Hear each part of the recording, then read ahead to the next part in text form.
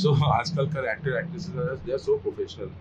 ওদের কোনো সময় মানে যে শুটিং ক্যান্সেল হয়েছে বা আমাকে কিছু করতে হয়েছে বা ওদের পার্সোনাল রিলেশনশিপ নিয়ে কোনো চাপ হয়েছে, আমি শুধু ভাবতাম কি করে দীপিকা আর রণবীর ব্রেকআপের পরে এত সুন্দর একটা ছবি করে ফেলবো, কি করে এরকম সব করে ফেলে। I think they very professional.